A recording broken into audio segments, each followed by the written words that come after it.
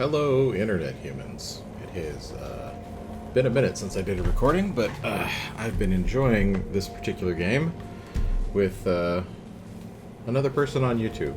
They do much more YouTube than I do, and I just do it for the nephews and friends here and there. But I figured, since I've been playing it so much, and there's already somebody recording it, I should try it and see if I can do it myself. So this is a game called The Forever Winter. It is designed as a sort of an extraction shooter. So if you've ever played Escape from Tarkov or something like that, or maybe a game mode in another game where you go in, get stuff, and leave, that's what this is. We're in a terribly dystopian future where there is... It's not the Forever Winter, it's the Forever Winter. That's how much it gets into you. It's just war constantly. But we go out, we scavenge things, we try not to get into fights. As you get into the game, you can get into fights, and you can do pretty well at them, but it's still not the main goal, and it's still dangerous. You can always end up getting caught between two groups of people, and you can still lose no matter how good your stuff is. I've been playing as a character called Scav Girl. There are a few different characters. We've got Old Man, Scav Girl, Mask Man, Shaman, and Bagman. And Gunhead doesn't exist yet, so we don't know what he's going to be like. But each of them has different skill sets and things that they can carry. And Scav Girl's thing is that she's fast. She can run quicker than others. Her skills are focused towards that. And it's less about combat with her and more about getting stuff and getting out. I kind of like that playstyle. So, I'm a little further into the game at this point. I've done what's called the Prestige with her a few times. Basically, you get to a certain XP level, and then you Prestige, and all that XP goes away, and you start again. So any skills that you had just go away. I'm at the top of a new Prestige here at level 10. You can see I have no skills, so I'm just vanilla Scav Girl as it goes. I do have some equipment, though. I've picked up a better submachine gun, because that's one of her specialties. She gets bonuses with that. I've got a pistol as backup. And I've got a, what they call a rig. It's the thing that you carry all your stuff in. I've got a few of them, but right now she can only use a couple of them, and this is the better one of them. So what we're going to do is we're just going to go out into a place called Scorched Enclave. It's the first map they drop you into, and it's... for getting stuff and getting out isn't too bad for a single person.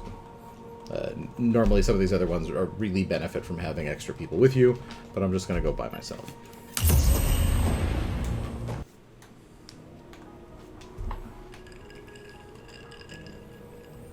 I think I'm going to have to mark this video as not necessarily made for kids, since I normally do that for the nephews. There is the possibility of some cursing from the character here. And ready to party. So first thing we can do is run over here. I've got kind of a...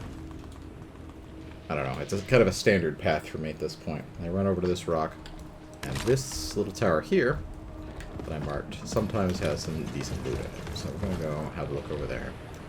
Make sure nothing spawned below us. The game is in early access, so it has a tendency to, well, there's some things that could be fixed. Things can spawn right on top of you, which doesn't seem terribly fair, but it is a thing now. Oh, I don't want to push my luck right now, but I do have a quest you can see on the upper right there called Immobile Death, wherein I need to... Ooh, spicy. Wherein I need to get turret components. And the only way you get those is by looting turret debris.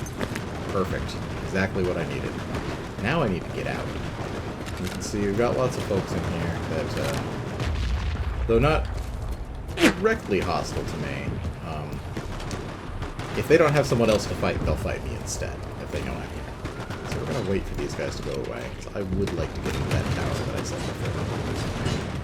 That firefight is going on entirely too long for my liking, but just gotta look around and make sure there aren't people behind me. This fight is still... Oh, jeez. Alright, Okay, I think they've stopped... I think they've eliminated whatever threat was over that way. I'm gonna try and get to that tower now. Stay low when I get up top here, just in case they're... Oh god, they're right there. Okay, okay. You didn't see me. You didn't see nothing. You didn't see nothing, but there is no loot. Bullets going through the wall. That's not really fair. You can see these little white marks indicate where there is loot. Ooh. Some incidental fire there. These things indicate where there is loot. I'm gonna grab that large lock. Not a bad deal. Time to drag it back. Part of the mechanics here is on the rig there's things for little stuff and things for big stuff. I've got one big stuff spot on the bottom. You can see kind of that filled in once I grabbed that lockbox. I'm just gonna bank on you guys being gone. And then you loot stuff, and it takes a little bit of time if you want to know what it is, or you can just grab it and figure it out later. It's mostly med pens, which is good. Gives me a little bit more to work with, wait. Did I not? I forgot to bring ammo with me. Oh, right, this is going to be an interesting run. That means I cannot fight back. I have nothing to fight back with right now. We're just gonna loot stuff and just what I always wanted. That's what she always wanted. She doesn't even know what it was. Alright. So, acceptable. I cannot fight back. I have no bullets. I had no med pens, which was really dangerous there at the beginning. I'm going to try and go around to the right here. Oh, that's not fair. And you notice that as I did that, those drones spawned up in the air. Those things could spot me and kill me. But yeah, they spawned right in front of me. They didn't care how close I was. No Minecraft rules about 24 meters or anything. And here off to my right there's a bunch of radio chatter, which means there's infantry people there. We're just gonna book because I ain't got no bullets, and no bullets means no fight. I have a melee attack, but I cannot fight a big group of them with the butt of my gun. See on our map, we've got a little extract point there. It is in that pipe.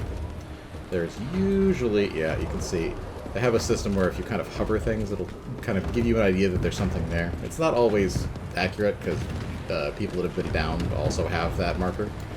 So, but we can see that they're moving, and they're moving away from us. So I'm going to let them keep going. Oh, there's a big boy right there. It's a Exo, I think is what those are called. They are, yeah, they're tiny mechs. There are larger mechs, and I'd rather not fight with those. Around here, play stealthy about it. You can hear it stomping. It's not ideal, but hopefully it's stomping away. That marker there should be an indicator vaguely where it is behind. Oh, yeah, it's wandering away. So we're just gonna cut it here, run up the pipe. I'm gonna extract out. Time to divvy it up. At the very end there, you can see there were some question marks with little circles around them. That means something's aware of you, but they haven't found you yet.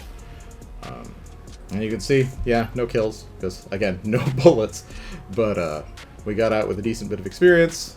We extracted, and you can see this would tell me if I did any damage with those particular weapons, but I did none.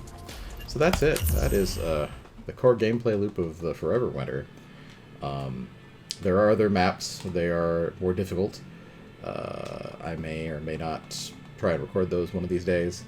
Again, I feel like the other ones aren't terribly conducive to solo play, but if I get a better rig where I can have a thing on me to check where enemies are, that might be doable. So yeah, I just extracted with a whole bunch of little things. I finished my quest for the turret debris, so I can finish that up here in a sec. The Lock's box is just worth money, which, allows me to buy additional stuff. The destroyed weapons are just worth money too. So if I go to the vendors here, and I just sell stuff. Grillo. Sure, Grillo can buy my stuff. I can just go here and I didn't dump that stuff out of my inventory, I guess. Yeah, so I just need to drop all this real quick. So I can sell it. Well, some of it anyway. we go here. You can see we can go to this guy.